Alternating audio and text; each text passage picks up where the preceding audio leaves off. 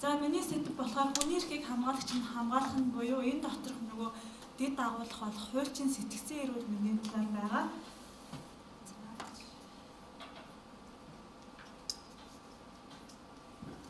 За илтгэл маань ийм хоёр бүтцтэй явагдана. Нэгт бол хуульчийн эрхийг хамгаалах ерөнхий арга хэрэгсэл буюу суурь зарчмуудын талаар дурдна. Үүнийхээ дараа тусгайсан арга хэрэгсэл буюу хуульчийн сэтгцэн эрүүл мэндийг хамгаалах асуудлын талаар ярилцсан. За эхлээд ерөнхий зарчим баригч автор ерөнхий бүр онлоосоо эхлэх юм л да. Олон улсын эрх зүйн баримт бичиг болоод Монгол Улсын үндсэн хуулиар ер нь хуулийн шинжилгээ ухааны үндсэн онолоор бол хүн бүр хуулийн дагуу байгуулагдсан эрх бүхий хараад бус бие даасан шүүхээр тэгшэрхийн үндсээр шүүлэх хэрэгтэй гэдэг заалт байдаг. За энэ заалтыг хангахад бол хуульчдын үйл ажиллагааны зорилго хүрээ ерөнхийдөө хязгаарлагдана л да. Энэ хүний эрхийг хангахын тулд хуульч бид нэр ажиллаж байгаа. Тэгээд саяны шүүх эрх мэдлийн дотор шүүгч, прокурор, өмгөөлөгч гэх 3 талууд ажиллаж байгаа. Гуруула хуулиар тогтоосон чиг үүргийнхаа хүрээнд 3 уур чиг үүрэг хэрэгжүүлдэг ч гэсэн нэг энэ гурвалжин дотор шүүх эрх мэдэл буюу эцсийн дүндээ хүний эрхийг хангах гэдэг, хүний эрхийг хамгаалах гэдэг зорилгын үндсээр ажиллаж байдаг мэргэжил байгаа. За шүүгч, прокурор, өмгөөлөгчийг хараат бус байдлын асуудлыг бол өмнөх хэлтгэгчид ч ярьлаа. Би энэ дэлгэрүүлэн яриад юу аа гэхдээ дурддаггүй юм хэлтгэж юм л да. Хуульч нарын хараат бус байдлыг албаны болон хувийн гэж хоёр ангилаа явуулчихж байгаа. Энэ бол олон улсын эрх зүйн баримтчдад ерөнхийдөө агуулган тодорчсон юм. Албаны гэхээр юу байх вэ? Хувийн гэхээр юу байх вэ гэхээр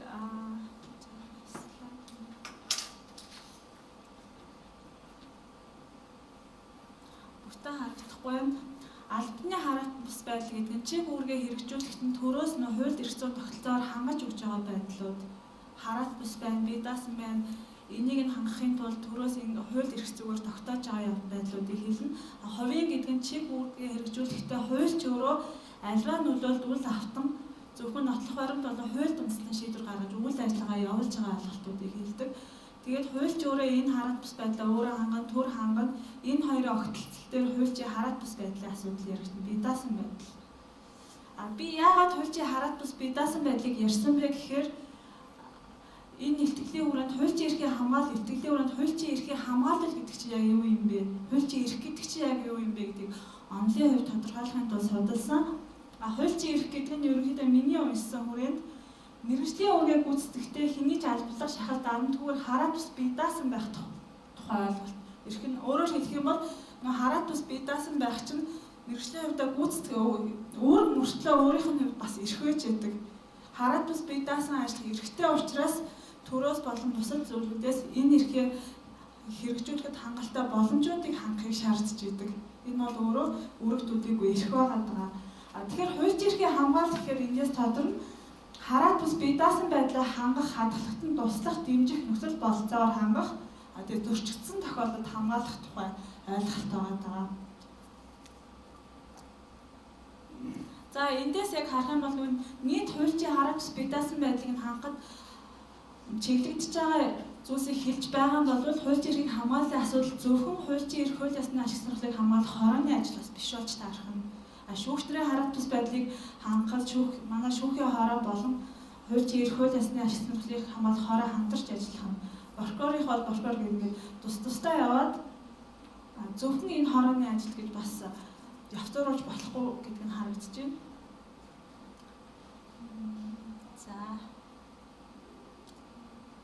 За би одоо болохоор яг өөрийнхөө үндсэн нөгөө тусгай сэдв рүүгээ орох гэж юм л доо. Яагаад хуульчийн сэтгцэн эрүүл мэндийг би хуульчийн эрхийг хамгаалалт дотор оруулж ирсэн бэ гэхээр энэ дээр би энэ хоёр үгийг тусгайлан оруулж ирсэн. Гавьяат хуульч Жаданбайгаа нөө Icon цэгийн дээр өгсөн түрүү жил өгсөн их гоё ярьслага бүгдийг харсан баг.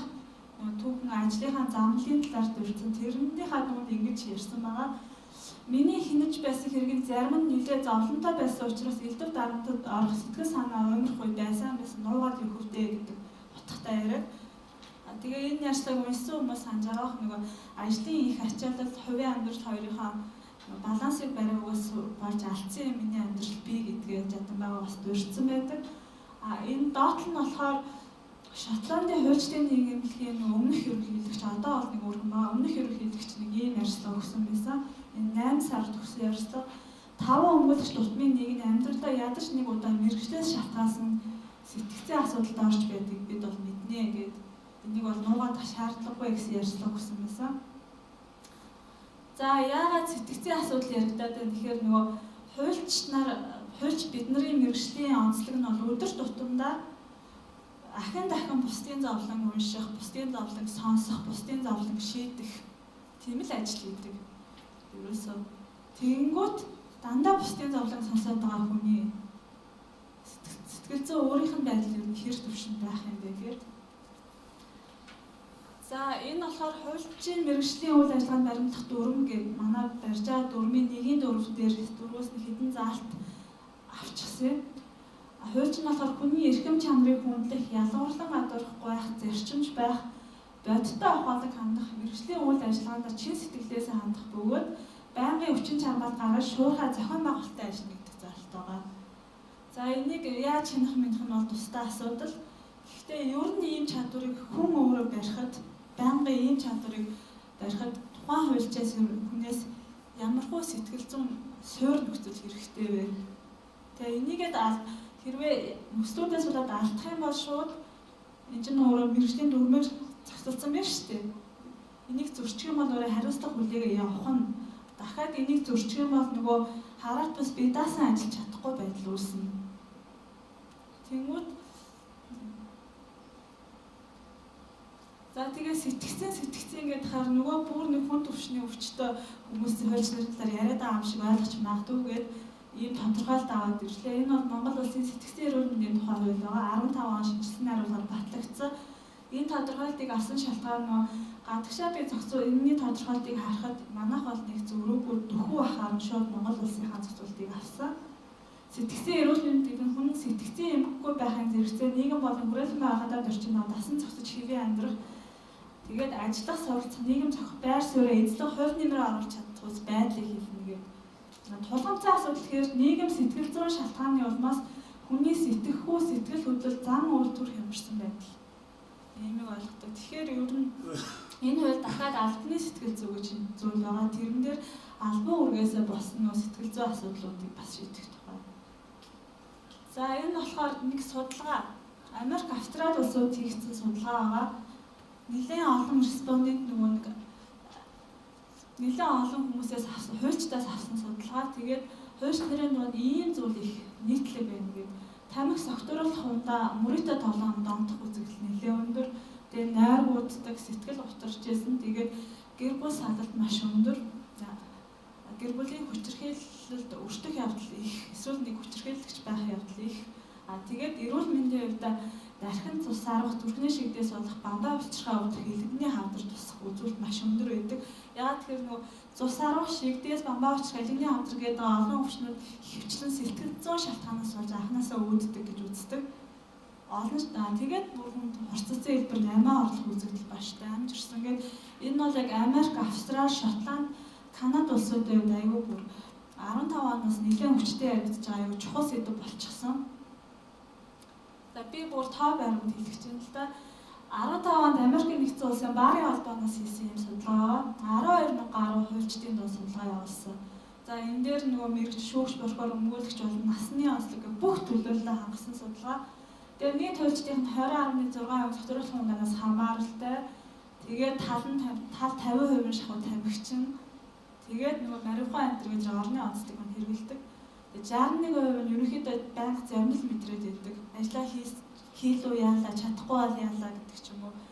Тэгээд дахиад 50 орчим сэтгэл гутардаг. 12.5% нь анхаар сарнаад идэг. За тэгээ 11% амиа орлохлоор бодож исэн гэдэг 0.7% болохоор ордлого хийж исэн гэдэг ийм үзүүлэлт гараад ирсэн. Монголд болохоор энэ төрлийн судалгаа мэдээж байхгүй. Гэхдээ би энэ хоёр судалгаанаас энэ тоог татаад аваад ирсэн. Шүүгчийн цалин хангамжийг тогтоох үндэслэл шаардлага 2013 онд хийсэн судалгаа. Нэг судалгааны байгууллага хийсэн шүүх эрхээ зөвлөлийн захиалгаар хийсэн баха. Тэрэн дээр шүүгчдийн 91.4% нь эрхэлж байгаа ажилтай холбоотой ямар нэгэн стресс дарамтад өртдөг гэж хариулсан байдаг. Тэгээ шалтгаанууд нь тэгэхээр ингээд ажлын ачаал, цалингийн хүрэлцээгүй байдал, тэгээд тэр 6 дахь дээр улс нийгмийн өмнө хүлээж буй өндөр хариуцлагатай бас хямардаг гэсэн байгаа. Тэгээ 16 он болохоор Хуульчтай холбооны хийсэн прокурорын хөдөлмөрийн сэтгэл ханамж нөлөөлөгч хүчин зүйлсгээ судалгаа байгаа. Энэ дээр оролцсон прокурорын 64% нь болохоор ажилтайгаа холбоотой сэтгэл утарч хямрах явдал байдаг гэд 64% нь сэтгэл зүйн стресс айдас ер нь ордог гэж хариулсан. Тэгээ шалтгаан цалин хангалтгүй их ачаал шүүх хурлын үед ийм тийм гээд энэ бичсэн байна. За ийм хоёр судалгаа хийсэн. Гэхдээ энэ судалгаан дээр анзаарч байгаа бол Америкийн судалгаа шиг нариучлсан юм байхгүй. Зөвхөн ингээд зогссон. Энэ хямрлаа энэ хүмүүс яаж тайлаад байгаа? Яаж тайлдгийг? Тайлахт нь байгууллагын зүгээс юу тусалдгийг? Өөрөөр нөгөө нэг саяны Америкийн нөгөө хорт зуршлууд нь хэрэг, эрүүл мэндийн байдал нь хэрэг гэсэн судалгаа байхгүй. Манай улсын хувьд бол шинэ сэдвүүн бол байгаа.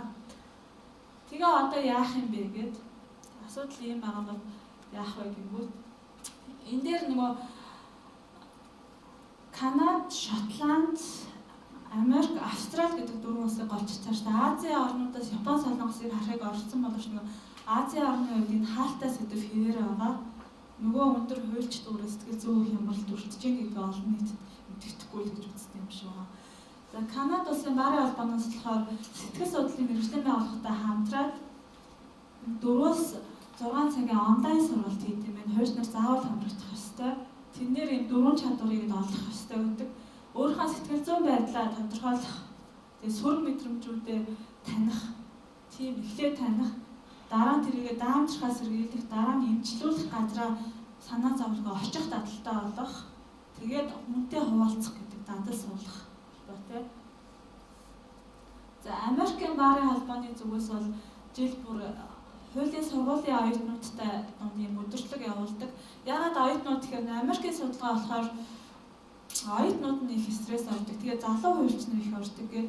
Миний судалсан орнуудын тухайд болохоор сэтгэл зүйн хямрал, сэтгцийн хямралд ямар насныхын илүү өртөөд юм гэхээр шинэ хуульч нар ордог. Нөгөө зах зээл байраа олох, нийгэм байраа олох, тэгээ мэргэжлээ эзэмших гэдэг илүү ороод тэгжээс нь дунд үеийнхэн гайгүй болохдоо арай ахмад үеийнхэн илүү хямраад эхэлсэн. Яагаад тэгэхээр нөгөө насаа дагаад, туршлагаа дагаад хариуцлагатай албан тушаалд очиж байгаа байдал ихсэн. Тэгээд янз бүрийн ажлын саналууд орж ирэн судалгаа ч юм уу. Тэгээд нөгөө ачаал нь тэр насанд дахиад их систем байна л да. Тэгээд энэ хоёр насныхын илүү их ингээд сэтгэл зүйн хямралд орж идэв юм байна. Тэгээд онцгойлд юм байлээ. Тэгээд Америкийн нөгөө 50 хэдэн мужийн Барын холбооны сайтуудыг баг бүгдийг нухлаад гэсэн чинь Техасын юм дээр болохоор хуульчдын стрессээ даван тулах 10 арга гэдэг эрүүл мэндийн байгууллагатай хамтарсан гарын авлага сайттай байрлуулчихсан байгаа. Тэгээ энэ хөтөлбөрийн зүгээс 24/7 хуульчтай холбоон дээр тийм лавлах утас байгаа ажиллаж байдаг. Хуульч нар асуудлаа шиг ярилцдаг юм байна л да.